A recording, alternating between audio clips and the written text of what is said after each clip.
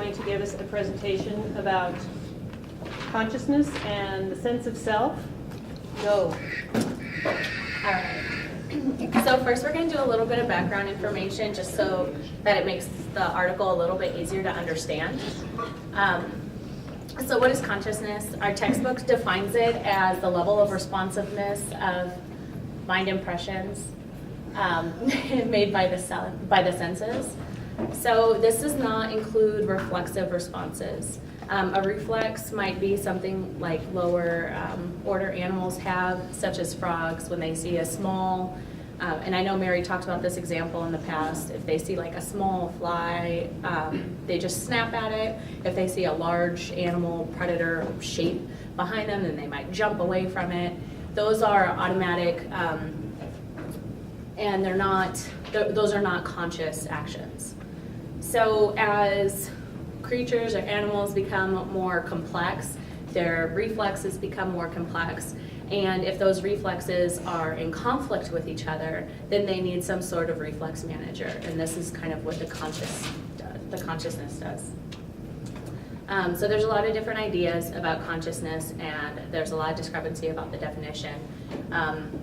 One idea is that consciousness is a network, and it occurs when the functioning of widespread networks become coordinated, enabling them to share and integrate information. And they found this because in a vegetative state, if they do fMRIs, they can activate a specific area, and they show that activation in that sensory area, but it does not continue on to other parts of the brain. And in other unconscious states, such as under a coma, under general anesthetics, also being vegetative state, they found decreased metabolism in the frontal and the parietal cortex, and the coordinated activity among the different lobes disappears as well. So this suggests that consciousness may not lie in a specific location of the brain, but rather it's a network executive or manager that coordinates all these functions from different areas. And there's been a few suggested candidates for what this coordinator might be. One of them is the thalamus, the anterior cingulate gyrus, and then the claustrum. Another idea is dual systems, and this is, it still allows for those fast, simple reflexes, but it also allows for that more coordinated thinking and deliberate action. So the first system is unconscious, it's very fast, instinctive, and it's emotional, whereas the second system takes a little bit longer, it's a little slower, and it's thinking, it's logical, and it's effortful. The last idea that they had was separate or superior, and these ideas come from split brain and dissociative identity disorder. So in split brain, the corpus callosum is disconnected, so the two different hemispheres are not able to communicate with each other. And they say that there's a major hemisphere, and that's usually your dominant side, which has your language most of the time. If you're right-handed, then the left side is going to be your dominant side, and that's where your language is. If you're left-handed, then your right side's your dominant side, and that's where your language is. And they say that that's the conscious side, where the minor hemisphere is unconscious. And the other idea is separate rather than superior, and that one's that both hemispheres are conscious, but that disconnection creates two separate selves, and the idea of having the split personalities, such as Eve or what's her name, Sybil? Yeah, Sybil. Yeah, causes multiple selves, and that's also within the dissociative identity disorder. So with part of the self, I know Sally talked a little bit about sense of agency on Tuesday, and it's the attribution of an action or effect to ourselves rather than another person or external force. So it's being able to say that I'm the one who did this, or I was responsible for this, rather than somebody else, such as the researcher or environment did this. Our body image is developed in the parietal area. We've talked a lot about maps, and there is a body map in the parietal area. And it was at one point thought that body image was just a learned thing, but they found that people with congenital defects, such as they're born with a missing arm or missing leg, can still experience phantom limb. So if they've never had it, how can they experience phantom limb if it's a learned issue? So this suggests that the body map is there prior. And then autobiographical episodic memory is important to the self as well. The anterior cingulate gyrus and insula are active when someone recognizes their own face, descriptions of themselves, or when they recognize autobiographical memories. The frontal temporal damage affects episodic memory, which can create a detachment from self.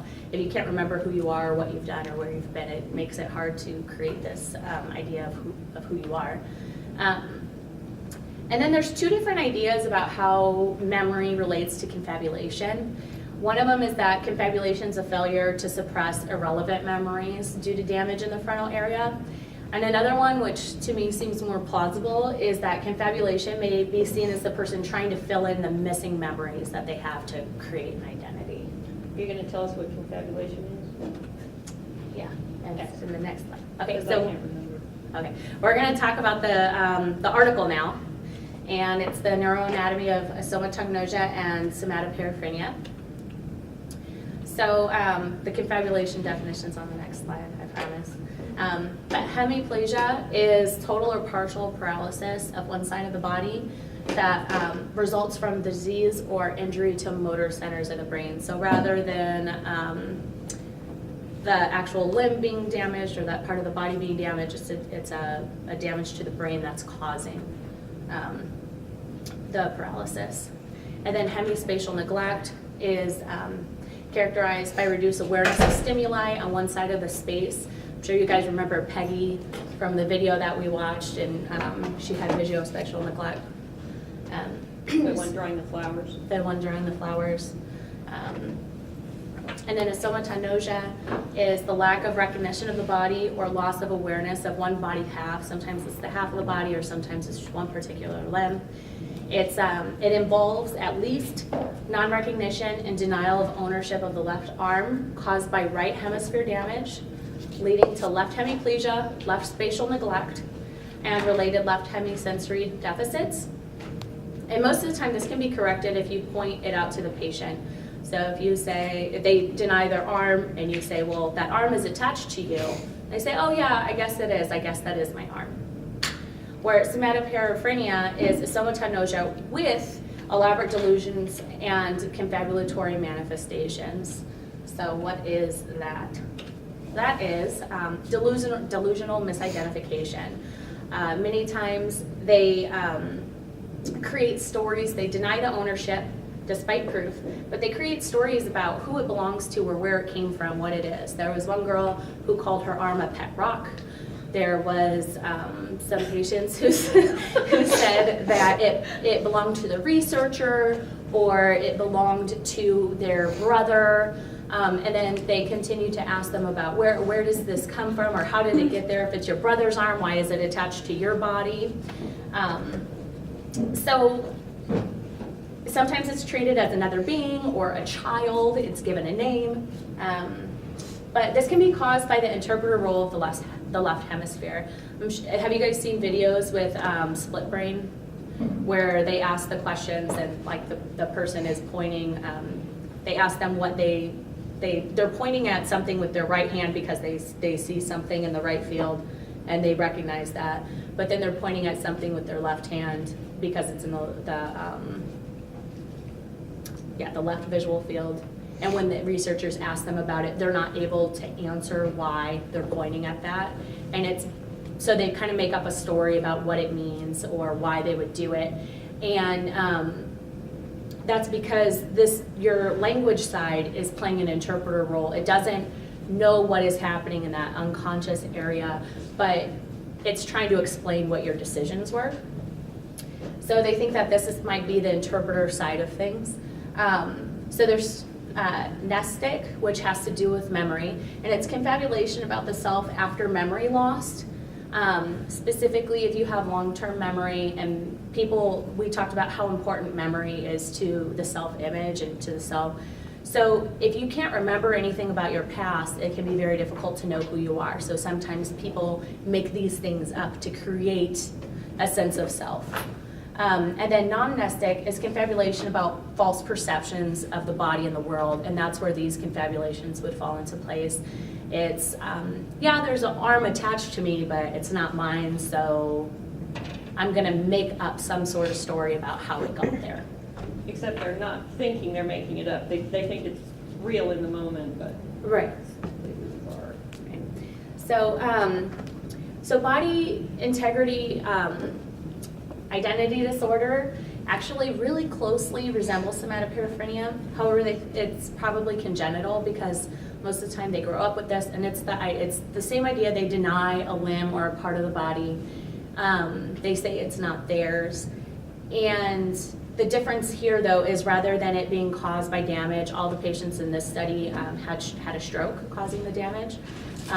These people are born with this. So there's a quick video.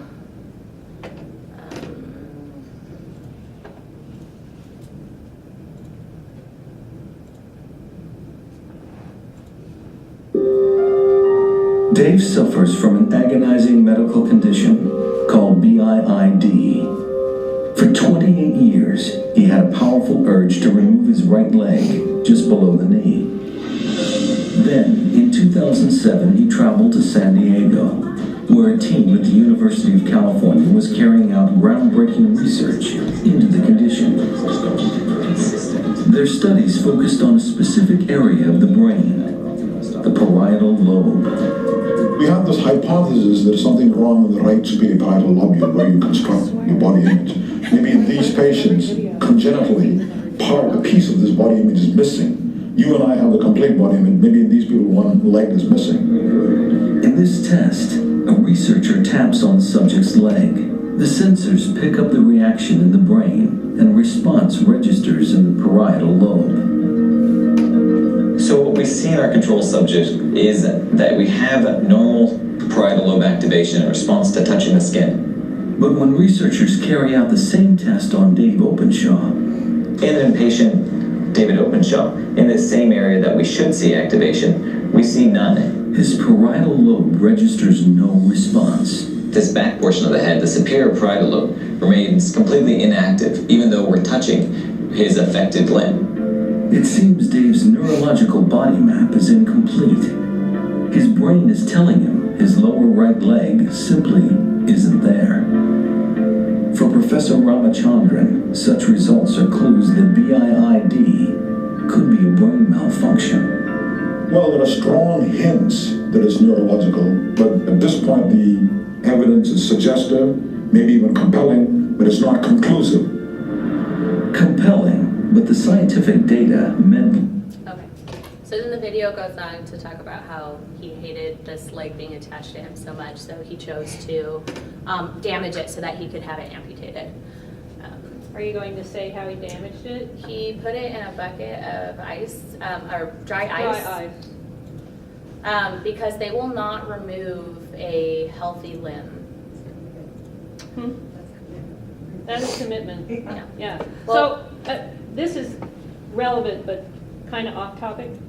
Are you aware of whether, did he say that it hurt to put it in there? Because I'm wondering if He doesn't they don't have feel no, they don't anything feel from it. that limb, and Right. so to them, it's like just a thing. It's just a thing. Yeah, Okay. they don't feel it, so they're not able to identify with it. But because they can't feel it, they're, you know, yeah. So I'm assuming he can't use it then, right? Or he couldn't before they removed it? So that's the kind of weird thing.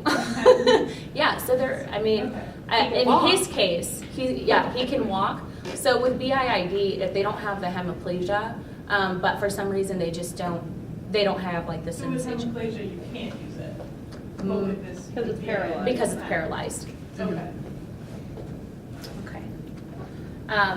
There's So- a lot of weird combinations of these different symptoms, and so it gets very confusing if you, so I think that the two things that you're gonna talk about don't include the VIID, Mhm. but that's just like a further extreme example of a similar thing. And it's kind of related to the idea that the body image is on the parietal lobe, and then, that body map is there, it's on the parietal lobe, and that there may be some sort of damage to the parietal lobe, or in his case, he's born with like an incomplete one. So kind of like that congenital version of somatoparaphrenia. So the purpose of this study is that we have a lot of patients with overlapping symptoms here, but they kind of differ. So they created groups divided by differences in symptoms, and then they looked at the anatomy of their lesions, and that may show anatomical differences that relate to those specific symptoms. So does anyone have any questions so far about definitions or background information? So let me just make sure I'm following it. Yep. So basically, they have a set of people that have either hemiplegia with hemi-neglect, and or Asomatognosia. Thank you, or a somatoparaphrenia, and they're trying to figure out what the differences may be that That go to explain the those. different levels. Okay. So there was 14 males and 12 females. They all had right hemisphere stroke. The majority of them were ischemic, and they had left hemiplegia. So they collected these patients from files that they've had for over the past 20 years, and they compiled and analyzed them. They each had clinical neurological exams, including a CT scan and a line cancellation task, which is done for the hemispatial neglect to rule out whether or not they have that. And that's kind of that idea with, drawing the flower and the half is missing. There's a bunch of lines on a paper, and they have to cross the lines that they acknowledge or that they can see. And it shows the other half of the paper has not been, or part of the paper has not been crossed off, so they're not aware of those lines. And they all had the CT scans and the line cancellation test within 1 week of hospitalization for the stroke. So the way they diagnose the somatognosia is the experimenter walks over to them, picks up their right arm and says, "What is this?" And they, "Oh, that's my right arm." So then they pick up their left arm and they move it over into the space so that they can see it, and they say, "What is this?" Some of them answer with, "Oh, that's your arm," or "That's an arm," something not too extreme, and those are your simple somatognosia group. And then if they say something totally wild, like "It belongs to my brother," "It's my pet rock," then they go into the somatoparaphrenia group. That rock is just so odd. So here's the differences between the group, how they group them. So you can see the first group is your asomatognosia in general group. It's all of them. They have left hemiplegia, the hemispatial neglect, and they have very severe proprioceptive somatosensory defects. And then they had two subgroups, which is the simple asomatognosia group. So they have the least confabulatory responses, something simple like "It's an arm," or "That's your arm," some sort of confusion, and then they're able to correct it by saying, "Well, it's attached to your body." "Oh, yeah, I guess so." Or the somatoparaphrenia group, where they had these really bizarre responses. They said it was an inanimate object, or that they attributed it to someone other than the examiner, because if it's to say it belongs to the examiner makes a little bit more sense, because they're right in front of you, you see them, they're in the vicinity. So someone who's not there and you say it's their arm, that falls under bizarre. And then group 2 is a control group that had hemiplegia with neglect, and then group 3 is a control group with just hemiplegia. So by having these control groups, because group 1 also had the neglect and the hemiplegia, we're able to take out, okay, this is what these areas contribute to the hemiplegia. These areas contribute to hemiplegia plus neglect. So what is this extra stuff over here that contributes to a somatognosia and somatoparaphrenia? So the researchers took the CT scans and they traced them onto the best fitting templates. Now, when you read a CT scan, you're looking at it from the ventral view. So it looks like left side here, but if you're looking at it from the ventral view, so like if you're standing at their feet and looking up, that's actually the right side. And lesion summaries were created for each group by taking all the patients from that group and putting the lesions together. So here is what they found in a less confusing way than the results section. So just hemiplegia had damage in these areas. So you see part of the parietal area there, and you see part of the prefrontal cortex there. So before you move forward, so that parietal area, can you point to that just on the red block kind of the one in the there. middle?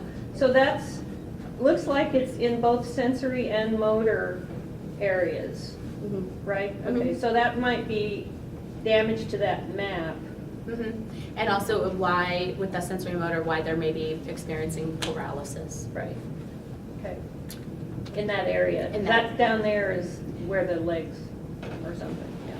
So, and then this is also with the people who had the hemiplegia plus neglect. So it's just a little bit further up, and then we also see just a small amount on so there's different names for it, which we talked about. So it could be the ventro frontal area, or it could be the orbitofrontal area, depending on which paper you're looking at. So now our simple osteomatonosia group, you can see there's much more involvement, there's much more medial involvement. It goes further back into the temporal and parietal areas, and there's more frontal involvement. So across the board, there was more involvement. And then the osteomatonosia group, again, you see even more, there's much more, this ventromedial prefrontal cortex, which we talked about, which Sally and Eric had both talked about. And you can see just how much more damage there is across the board there. And then the blue one is that group 1 combined, so that's everyone with the simple osteomatonosia and the somatoparaphernia all together. So what's it mean? We see that the parietal damage is required. Every group had parietal damage, but parietal damage on its own does not cause osteomatonosia. The temporal and orbitofrontal damage may contribute to the confabulation because we see that in these other groups, but not in the control groups. And osteomatonosia patients had greater medial frontal damage, suggesting that it contributes to this this extra issue of osteomatonosia versus the control groups. So. The medial prefrontal cortex serves as a convergent zone, and I know Eric and Sally talked about this a little bit, being able to understand the differences between what's going on in the external world versus the internal world. So that helps to distinguish the self from the world as well. And the orbital medial frontal cortex, which is, so this is the medial prefrontal cortex in their definition, and then the orbitomedial prefrontal cortex is going to be this this red area here and this yellow area, and even though in this diagram they also call it the ventromedial prefrontal cortex. So I put orbitomedial because that's how they described it in the article. But it also coordinates and integrates the internal and external information. So if we look at back at our the brain with the results on it, we saw the damage that was in the supramarginal gyrus and the thalamoparietal projections, and then the somatoparaphernia, how the damage occurred across this kind of whole area here, which was what they had said was from previous research, so it lined up with previous research. So the key takeaways are that patients with osteomatonosia, somatoparaphernia, and then the non-osteomatonosia have anatomical differences, that medial frontal lesions are critical for this disownership of the limb issue, and that the right orbital frontal lesions contribute to somatoparaphernia. And now, the interesting thing is that not all patients with right hemisphere damage have somatoparaphrenia. So you have to wonder what the other contributors are to this. And one of the suggestions was maybe that interpreter role that the brain plays. So if there's some sort of missing connection, if that contributes to it, or what their personality was prior, things like that. So, who's on deck for today? Who has questions?